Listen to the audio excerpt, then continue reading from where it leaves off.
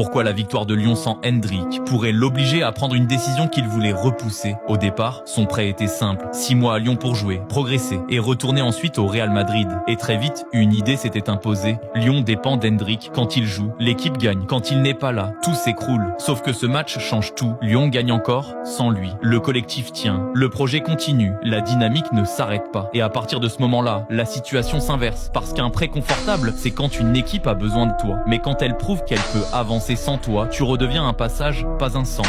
Du coup, Hendrick se retrouve entre deux réalités. À Lyon, il joue beaucoup mais il construit quelque chose qui ne lui appartiendra jamais vraiment. Dans 6 mois, le projet continue sans lui. Au Real Madrid, le niveau est plus haut mais la concurrence avec Mbappé limite sa place immédiate. Rester là où il joue sans être indispensable. Ou revenir là où il devra lutter mais peut devenir légitime sur le long terme. Ce match ne parle donc pas seulement de Lyon. Il pose une question que Hendrick ne pouvait pas éviter encore. Où est-ce qu'il doit construire sa carrière? Et parfois, la pire position pour un joueur, ce n'est pas d'être en difficulté, c'est d'être utile sans être essentiel.